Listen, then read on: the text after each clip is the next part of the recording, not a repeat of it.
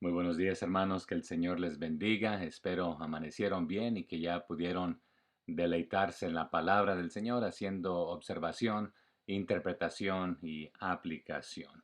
Continuamos aquí en nuestro recorrido de capítulo por capítulo, verso por verso. Hoy nos encontramos en el capítulo 10 de Hebreos. Si tiene su Biblia, acompáñeme. Me gustaría que al final aquí usted me comparta lo que usted ha aprendido en su propio estudio, al hacer observación, interpretación y aplicación.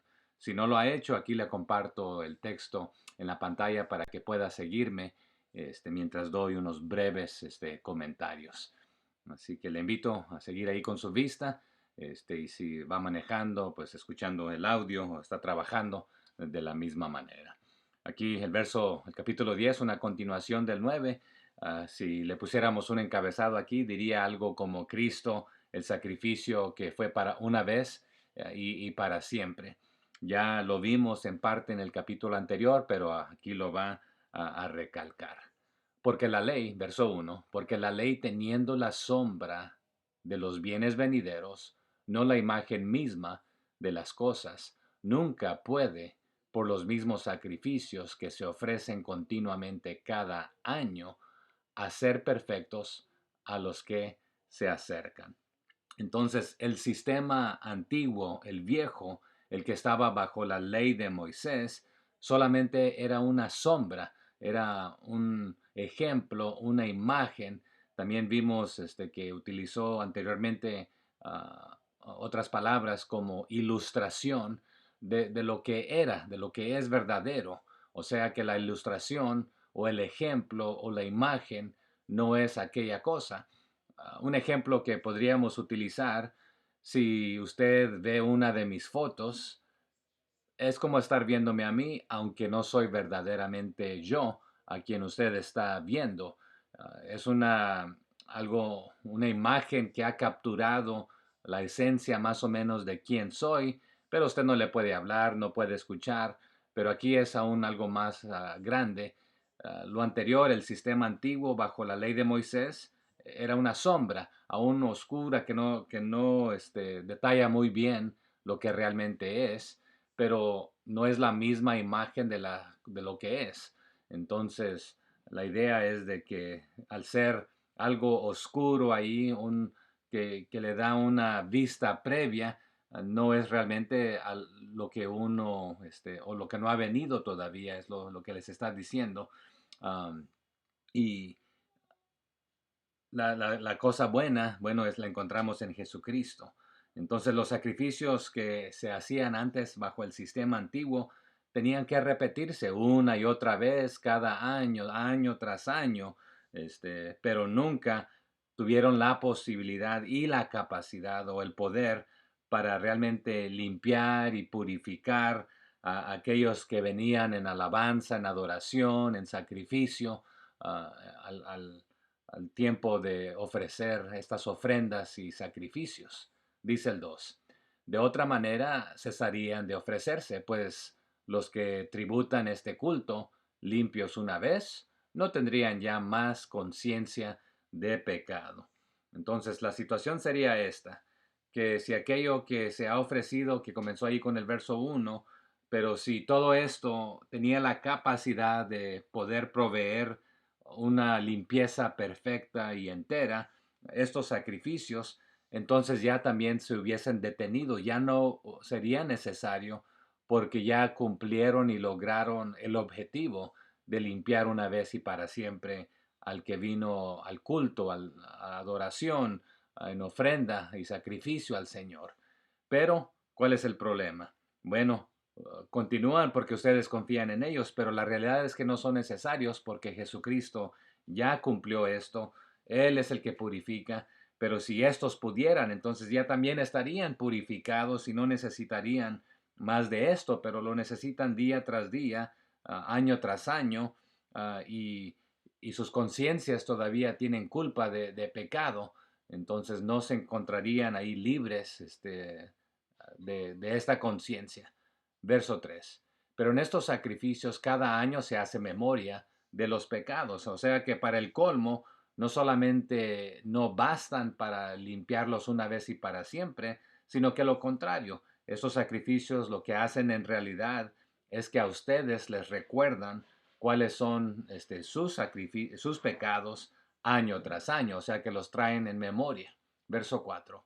Porque la sangre de los toros y de los machos cabríos no puede quitar los pecados. Y aquí recalca algo que ya ha dicho varias veces, ¿verdad? No es posible que la sangre de estos animales quite los pecados. Simplemente eran para cubrir y tapar momentáneamente y más bien se los recordaban en lugar de eliminarlos. Alguien que me ayude con la cita, que nuestros pecados están tan lejos de dónde a dónde o de lo profundo hacia dónde y dónde es que nos dice esto en cuanto a lo que Jesús hizo por nosotros. Verso 5. Por lo cual, entrando en el mundo, dice, sacrificio y ofrenda no quisiste, mas me preparaste cuerpo. Y aquí en este verso 5 es Jesús hablando. Lo pudiéramos leer de esta manera. Por esto es que cuando Cristo, y otra vez nuestro sacrificio, Jesucristo el Cordero, vino a este mundo, Él fue el que dijo esto.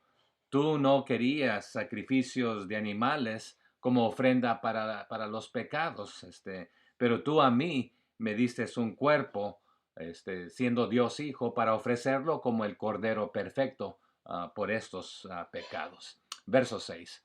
Holocaustos y expiaciones por el pecado no te agradaron. Entonces, no fue de tu agrado, no te placían estas ofrendas quemadas o las otras ofrendas de pecado, no fueron de tu agrado y realmente no fueron y no son lo suficiente para apagar o la ira o pagar por el pecado, ¿verdad? Porque todo pecado necesita ser pagado, alguien tiene que pagarlo y puede ser tiene que ser con derramamiento de sangre, pero aún la de los animales no es suficiente, la de cualquier hombre no es suficiente, tuvo que ser la de Cristo cuando Él vino como el Cordero perfecto. Dice el 7. Entonces dije, he aquí que vengo, oh Dios, para hacer tu voluntad, como en el rollo del libro está escrito de mí. Entonces, ya que esto no te agradó a ti, el quemar los inciensos, las ofrendas, los sacrificios, etcétera. Por lo consiguiente, yo dije otra vez aquí Jesucristo hablando, mira, yo vengo para hacer tu voluntad, oh Dios, así como está escrito de mí en las escrituras. Y alguien que me diga dónde en las escrituras está escrito esto, le doy una pista que está allá por el Salmo 40, en qué versos encontramos esto. Ahí anótelo en los comentarios abajo. Verso 8. Diciendo primero, sacrificio y ofrenda y holocaustos y expiaciones por el pecado no quisiste, ni te agradaron, las cuales cosas se ofrecen según la ley. Entonces, primero, Cristo dijo, tú realmente no querías, Dios, sacrificios de animales, ni ofrendas o quemadas o todo este aspecto, o algún otro por ofrenda por el pecado. Nunca te agradaron estas realmente, aunque eso era lo que requería la ley de Moisés. Pero simplemente se estaba cumpliendo con la ley de Moisés, pero eso nunca fue realmente lo que Dios quería. Eso era sombra apuntando a lo que realmente Dios quería y buscaba o sabía que tendría que suceder para que nuestros pecados realmente fueran quitados, no solamente tapados. Verso 9. Y diciendo luego, he aquí que vengo, oh Dios, para hacer tu voluntad. Quita lo primero para establecer lo último. Entonces, Jesucristo continúa hablando aquí. O sea, vine a hacer esto. Mira, vine a hacer tu voluntad, Dios. Así que, por favor, solamente tú puedes cancelar el primer pacto, el primer acuerdo, lo que se estaba practicando para poder poner en orden y poder realmente que el segundo entre en vigor, que tome efecto en este aspecto. Verso 10.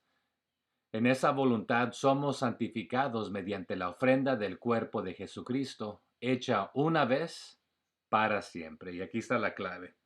Así que, ¿cuál era la voluntad de Dios o cuál es la voluntad de Dios? Hacernos santos a nosotros por medio del sacrificio del cuerpo de Cristo Jesús, que bastó una vez y para siempre, y no es necesario que esto continúe realizándose año tras año, o que nosotros traigamos ofrendas de paz por nuestros pecados y sacrificios. Aún en Samuel, alguien que me dé la cita, la hemos visto anteriormente, que Dios se place más en la obediencia que en algo. Y luego dice, él prefiere esto que lo otro. Alguien que anote la cita aquí abajo, por favor, en los comentarios y nos ayude, por favor. Verso 11. Y ciertamente todo sacerdote está día tras día ministrando y ofreciendo muchas veces los mismos sacrificios que nunca pueden quitar los pecados. O sea que bajo el acuerdo anterior o el pacto viejo, los sacerdotes estaban puestos de pie ministrando en el altar día tras día, ofreciendo los mismos sacrificios rutinariamente todos los días y luego una vez al año pues entraba al lugar santísimo. Pero nunca estos quitaron, ni pueden ni podrán jamás quitar los pecados del mundo porque Cristo ya reemplazó esto. Verso 12. Pero Cristo, habiendo ofrecido una vez para siempre un solo sacrificio por los pecados, se ha sentado a la diestra de Dios. O sea que nuestro sumo sacerdote o nuestro gran sumo sacerdote, como le dijo en el 4, se ofreció a sí mismo a Dios como un solo sacrificio por nuestros pecados y basta, este es más que suficiente una vez y para siempre, para todo el tiempo. Y después, ¿qué hizo? Se sentó en el lugar de honor, a la mano derecha de Dios. Y esto es muy interesante. Y no es de que Jesús se sentó simplemente porque está cansado. Vemos en el Antiguo Testamento que Dios descansó. Quiere decir prácticamente desistió de crear, pero no es porque se haya cansado. Pero aquí también da la idea, dos ideas mínimas. Una, de que la tarea está completa. Número dos, otros lo interpretan que se sentó ya completando esto para mostrar su gracia y su perdón y ahora listo para hacer juicio sobre aquellos quienes no han este, aceptado su sacrificio, su perdón, su misericordia, su amor, etcétera. Y también otros de que prácticamente para dar a entender que permanentemente está ante la presencia del Señor hasta que venga por nosotros. Entonces dice el 13, de ahí en adelante esperando hasta que sus enemigos sean puestos por estrado de sus pies. Entonces yo lo interpreto basado con este versículo 13, que el motivo de que está sentado es porque ahora está esperando que todos sus enemigos sean humillados y sean puestos bajo sus pies. Y ya vimos a Filipenses y otros pasajes, alguien que me dé la cita, ¿verdad? Que un día ¿qué otra cita nos habla de esto? Que toda lengua confesará, que toda rodilla se doblará, de los que están en el cielo, en la tierra y debajo de la tierra. Entonces, trabajo completo por haber sido el sumo sacerdote, el cordero sin mancha, inmolado, pero ahora sentado para hacer juicio de sus enemigos que no se arrepienten. Verso 13 entonces nos da esto de que ahora espera a que sus enemigos sean humillados y puestos debajo de sus pies, incluyendo al ejército de Satanás, que aunque le reconoce, pero será para todo aquel que no le reconoce como Rey de Reyes y Señor de Señores y su Salvador. Verso 14.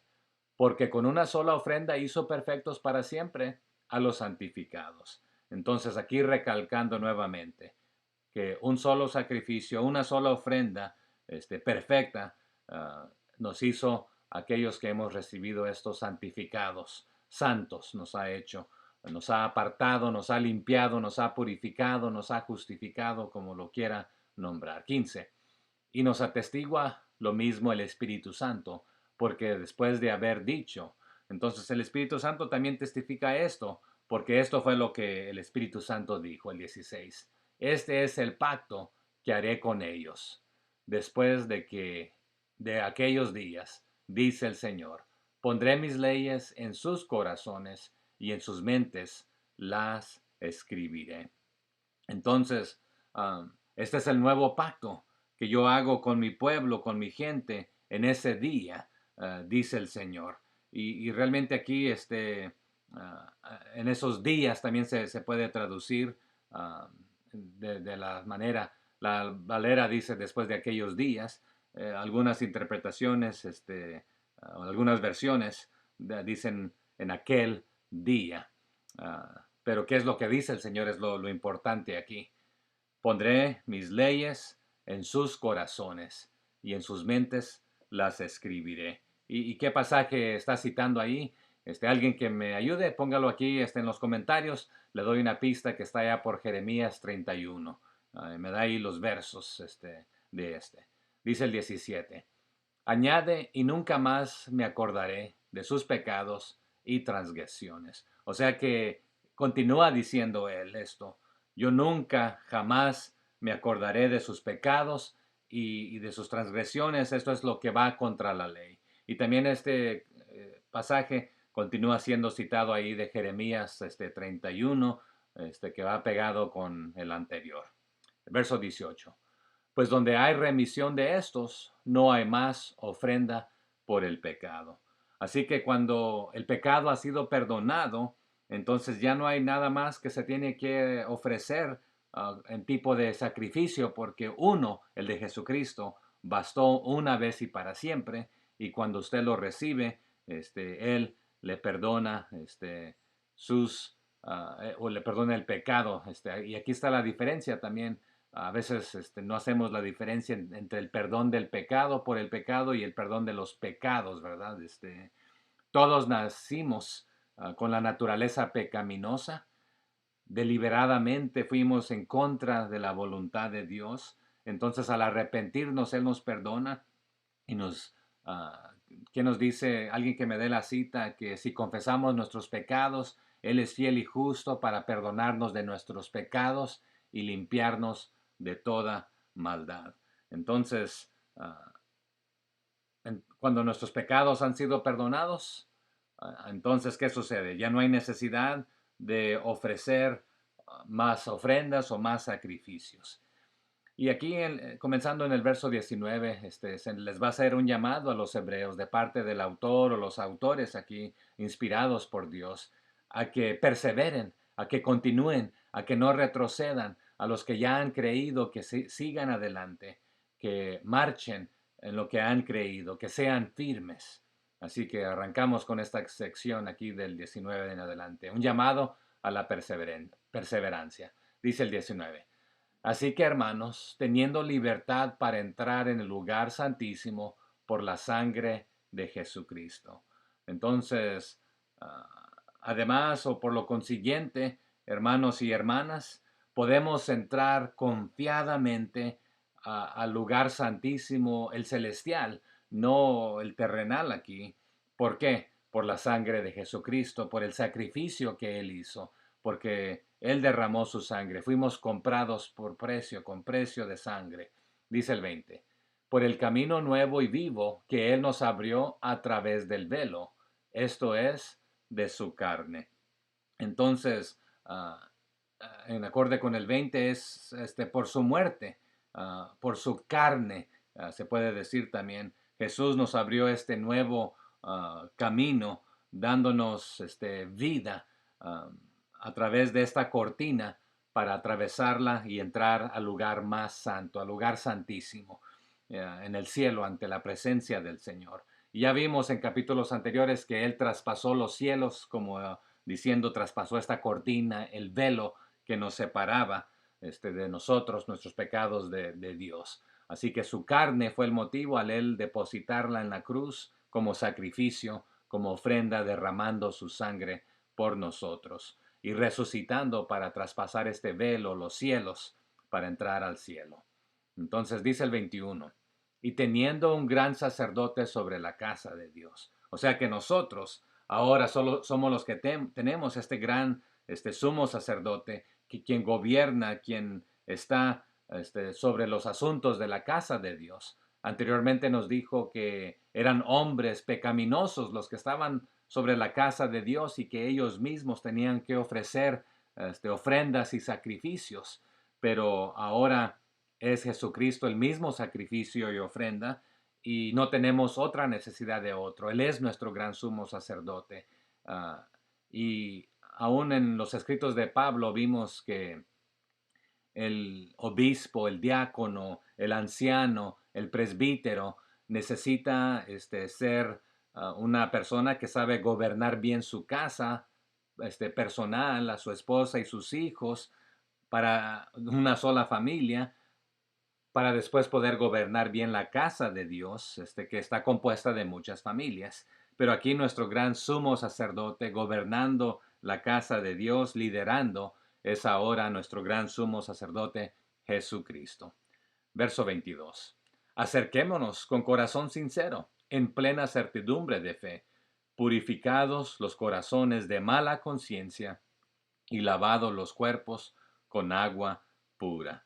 Entonces, por lo consiguiente, porque Él es nuestro gran sumo sacerdote, Él traspasó los velos a estar en la presencia de Dios. Usted y yo podemos entrar directamente a la presencia de Dios con corazones sinceros, con plena confianza y certeza en Él, ya que nuestra culpabilidad y conciencia ha sido rociada con la sangre de Jesucristo para purificarnos, para lavarnos nuestros cuerpos, nuestras mentes, nuestro todo, con agua pura en este aspecto por el sacrificio que Él hizo por usted y por mí. Por lo consiguiente, nos dice el 23, mantengámonos firme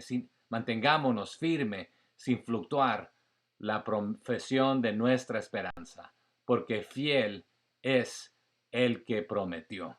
Entonces, agárrense firmes sin titubear, sin andar de aquí para allá. Entonces, Dios puede ser confiado en esto porque Él es cumplidor de promesas. Su naturaleza, su carácter es ser fiel. Él no falla. Él cumple lo que promete. Por lo consiguiente, aférrate bien, agárrate bien a Él, que Él es quien hace las promesas y las cumple. Verso 24. Y considerémonos unos a otros para estimularnos al amor y a las buenas obras. Entonces, pensemos de maneras que podamos motivarnos los unos a los otros a actos o acciones de amor y acciones de buenas obras. Entonces, aquí está la exhortación, el reto de continuar, de perseverar y de animarnos los unos a los otros a continuar en lo que hemos creído, porque lo que se nos ha predicado y enseñado es digno de confianza y el que lo prometió lo cumple, no falla, por lo consiguiente podemos confiar en ello.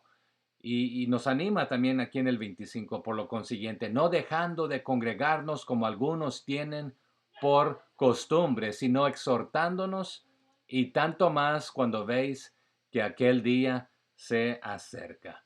Entonces ahí en el 25 no seamos negligentes en reunirnos, en animarnos, en exhortarnos, a alabar juntos, a cantar, a servir, ya que algunas personas tienen esta costumbre. Pero a ustedes yo los animo especialmente más que aquel día se acerca, cuando ya todo será completo y Él retornará por nosotros para llevarnos a su presencia, también porque los días malos se acercan. Entonces acerquémonos más a Él día tras día. Y aquí entramos a una advertencia al que peca deliberadamente.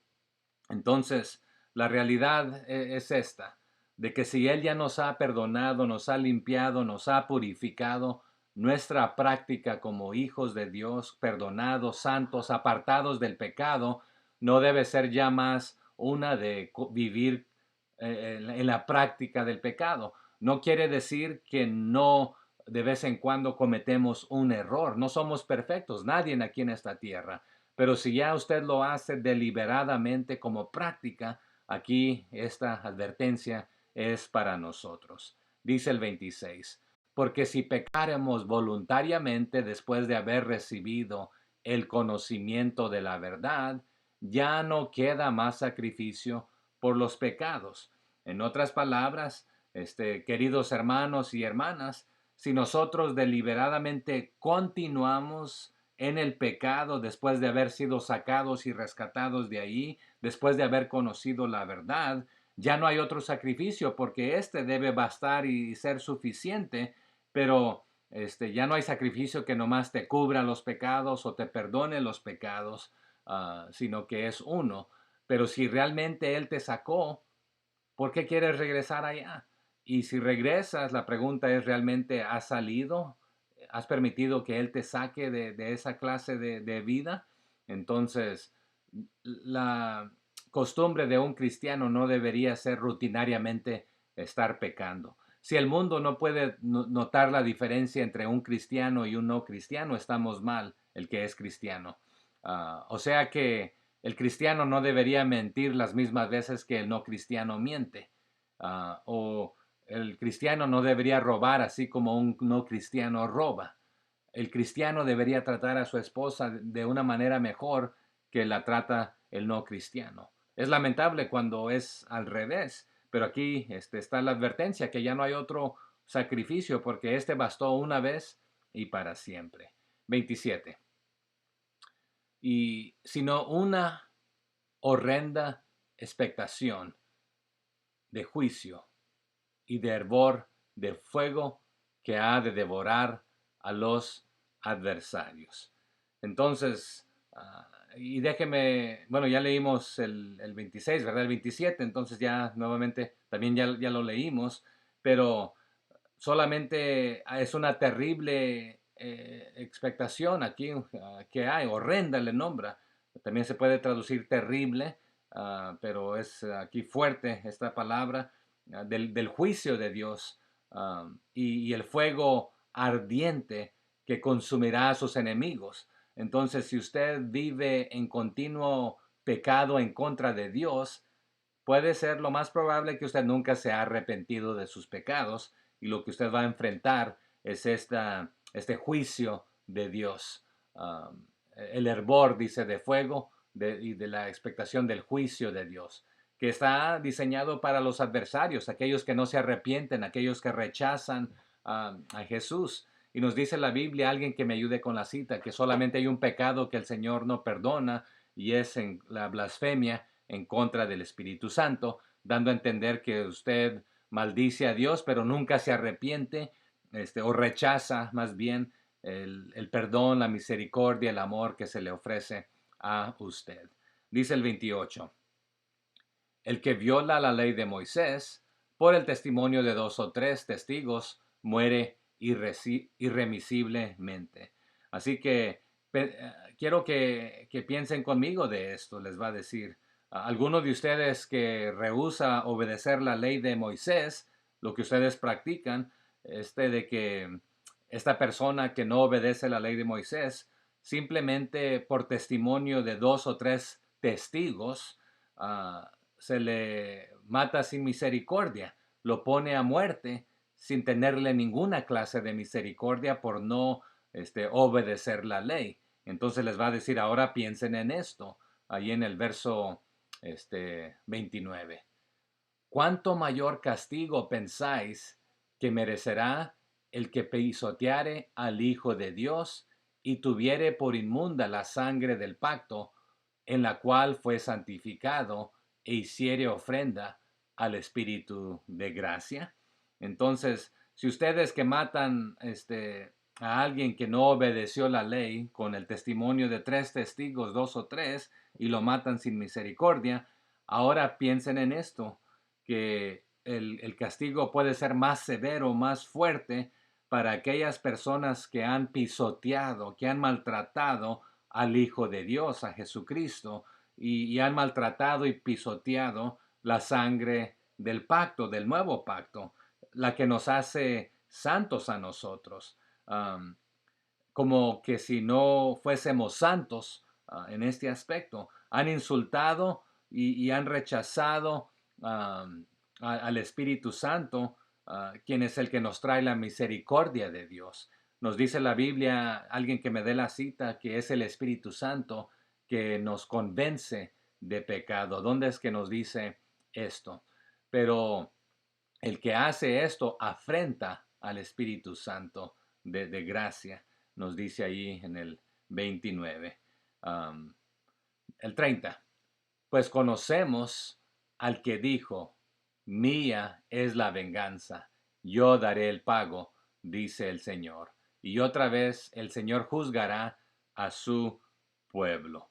Entonces ya sabemos nosotros, ustedes ya conocen también al que dijo esto, que es el mismo, es Dios. Yo tomaré venganza, yo les repagaré. Alguien que me ayude, en qué parte de Deuteronomio capítulo 32, qué verso nos dijo esto, cuando dijo, yo voy a juzgarlos, y aún a mi propio pueblo. Y ahí también el segundo versículo bueno, no el segundo, el siguiente versículo del capítulo 32 de Deuteronomio nos dice esto. Alguien que me escriba ahí cuál verso estoy citando, o aquí el autor de Hebreos más bien está citando. Verso 31. Horrenda cosa es caer en manos del Dios vivo. Entonces es una cosa terrible caer en las manos de un Dios vivo cuando usted se comporta indigno, rechaza el amor, la misericordia, el perdón de Dios, se ríe, se burla, lo pisotea. Bueno, usted no tuvo un corazón arrepentido en cuanto a esto, entonces usted se constituye enemigo de Dios. Y la realidad nos dice, alguien que más que me ayude con esta otra cita, que nosotros estábamos enemistados, estábamos muertos en nuestros delitos y pecados, pero es a través de Jesucristo, nuestro mediador, que podemos hacer las paces con Dios. Pero ya éramos enemigos porque optamos por vivir en pecado en lugar de aceptar su perdón, pero al aceptar su perdón y misericordia, entonces nosotros podemos venir a Él y no caer en sus manos. Entonces por eso es una cosa terrible o horrenda caer en las manos de un Dios vivo. Él no está muerto, Él tiene la capacidad, pero si usted lo rechaza y pisotea su sangre, su sacrificio, burlándose, entonces usted no queda, queda sin opciones, mejor dicho, y queda usted como enemigo de Dios. Y Él se ha sentado para juzgar pronto a sus enemigos. 32. Pero traed a la memoria los días pasados, en los cuales después de haber sido iluminados, sostuvisteis gran combate de padecimiento. Entonces, nuevamente aquí le está hablando a los creyentes. Um, y la pregunta que quiero hacerle, ¿está hablando aquí que puede perder usted su salvación e ir al infierno? ¿O está hablando de algún castigo y no ganarse ciertos premios que usted puede poner a los pies de Jesucristo? Escríbame su comentario allá abajo. Pero el 32, piense hacia atrás en esos días tempranos, cuando por primera vez ustedes aprendieron de Cristo, que sus mentes fueron iluminadas, o sea que Jesucristo mismo, Él es la luz y vino a sus mentes, a sus corazones, que fueron alumbrados con la verdad porque estaban en la oscuridad. El apóstol Pablo también le escribió esto a varias iglesias que estaban en la oscuridad y que Jesús vino y trajo la luz iluminando. Entonces, iluminar también es conocer, creer aquí, aprender de Jesucristo. Así que recuerden acerca de esto, cómo ustedes se mantuvieron fieles aun cuando estaban sufriendo y padeciendo cosas terribles, sufrimientos terribles. Aquí dice, sostuvisteis gran combate de padecimientos. Fue una gran lucha, o sea que, pero ustedes continuaron firmes y adelante. Piensen en eso y échenle ganas, continúen adelante. Verso 33. Por una parte, ciertamente con vituperios y tribulaciones fuisteis hechos espectáculo, y por otra llegasteis a ser compañeros de los que estaban en una situación semejante. Entonces, Algunas veces ustedes fueron expuestos como ridículo público, como el hazme reír, la diversión de los demás, para ser maltratados, golpeados. ah, este es uno de los motivos que algunos creen que el autor de Hebreos es aún el apóstol Pablo, porque él utilizó estas figuras muy similares y realmente podemos hacer un estudio del libro de Hebreos comparando todos los términos que el apóstol Pablo utiliza, pero también otra vez hay varias teorías y no vamos a entrar de nuevo a quién pueda ser el autor. Sabemos lo más importante, que es inspirado por Dios, pero les dice, ustedes fueron ridiculizados, fueron maltratados, se convirtieron en el espectáculo, o sea, como el show final para muchos de sus familiares creyentes. Algunos de ustedes, siendo maltratados, sufrieron todas estas clases de cosas horrendas por lo que se pararon por la verdad que creían. ¿Por qué van a querer regresar a lo anterior? Por favor, 34. Porque de los presos también os compadecisteis, y el despojo de vuestros bienes sufristeis con gozo, sabiendo que tenéis en vosotros una mejor y perdurable herencia en los cielos. Entonces aquí el verso 34 continúa recordándoles, ustedes sufrieron diferentes clases de cosas, vituperios, maltratos, golpizas, pero también aún fueron encarcelados. Algunos de ustedes perdieron todo, se lo quitaron. Pero también les había dicho, ustedes con gusto también dieron lo suyo, compadeciéndose de los necesitados. Y usted aceptó ambas cosas con gran gozo, el ayudar a los necesitados y quedarse sin nada usted, o que les quitaran por ser creyentes, siendo maltratados. Entonces, y el despojo de vuestros bienes sufristeis con gozo, es lo que les está diciendo. Y aún, ¿por qué pudieron hacer esto? Porque ustedes saben esto, que les espera, que nos espera algo mejor que durará para toda la eternidad. Aquí lo material se desperdicia, se corrompe. Alguien que me dé la cita que aquí el ladrón hurta, el orín, el moho, el todo, pero allá en el cielo ya no habrá esto. Y ustedes tenían esta confianza y manténganla. Continúen con este gozo que sufrieron al compadecerse y viniera lo que viniera. Ustedes tenían su confianza en lo eterno, en las cosas de arriba, no en las de la tierra. Por lo consiguiente, ahí les dice en el 35, no perdáis pues vuestra confianza. Bueno, en esta que tenéis de lo perdurable, las herencias que perduran en los cielos. No perdáis pues vuestra confianza, que tiene grande galardón. Entonces, no tiren toda esta confianza a la basura, la confianza en el Señor. Recuerden que el galardón, el premio, es grande. Y nuevamente aquí no está hablando de perder la salvación. Nótese que está hablando de galardón, de premios. Y si la salvación no la ganamos, es un regalo, pero lo demás habla de galardón, de premios. Um, y pudiésemos ir a ver esa palabra en el griego, pero bueno, no quiero alargarme, ya me estoy alargando. Dice el 36, porque os es necesaria la paciencia para que habiendo hecho la voluntad de Dios, obtengáis la promesa. Entonces, pacientemente, ustedes se endurecieron, aguantaron, uh, y continúan de esta manera. ¿Por qué? Bueno, al continuar así, haciendo la voluntad de Dios, ustedes saben de que van a recibir este premio, la promesa también, el descanso que les habló anteriormente en el capítulo 4 y en los anteriores. No solamente aquí, sino el eterno, el que esperamos, el permanente, el mejor de todos. El 37. Porque aún un poquito, y el que ha de venir vendrá y no tardará.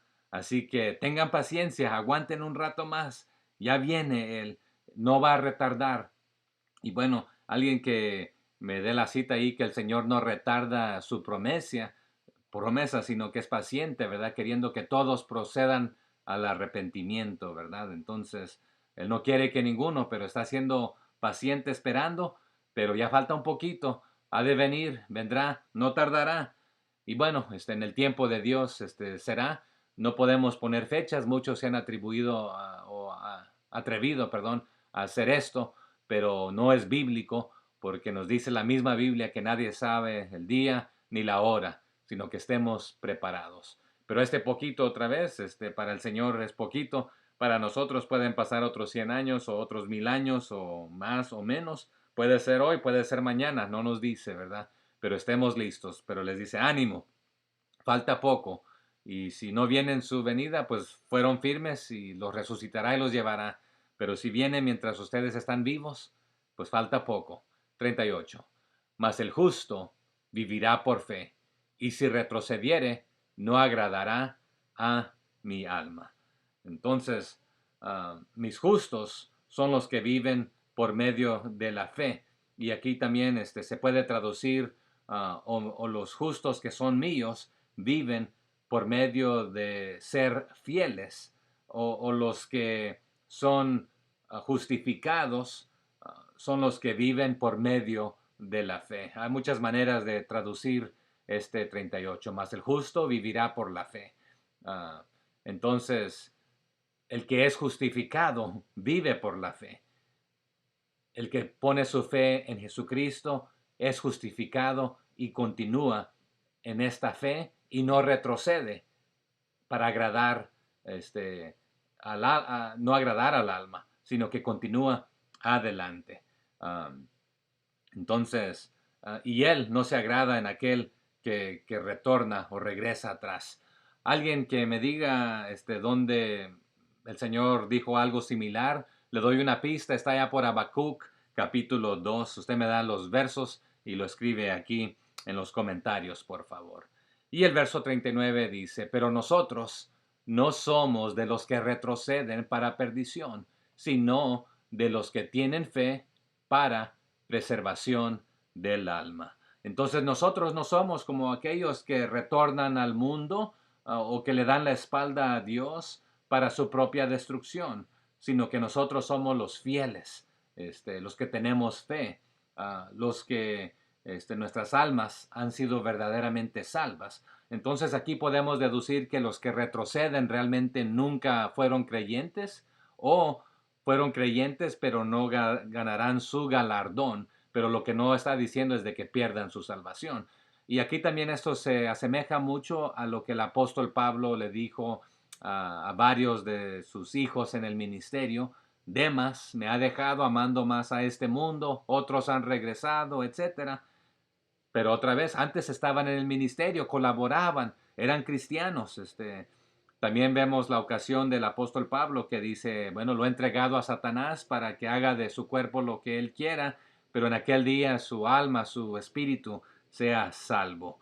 Entonces, pero dice, nosotros, hermanos, no somos de los que retrocedemos. ¿Usted es fiel o es de los que retrocede? ¿O es el que está como en las olas del mar, un rato sí, un rato no? De cuál es? Compártame lo que usted es, cómo usted entiende, cómo aplicará esto. Echémosle ganas, animémonos los unos a los otros. Anímeme a mí también. A veces necesitamos ánimo también. Animémonos los unos a los otros. Animemos a otros a unirse a nuestro estudio día tras día, pero más importante, en obediencia a la palabra del Señor.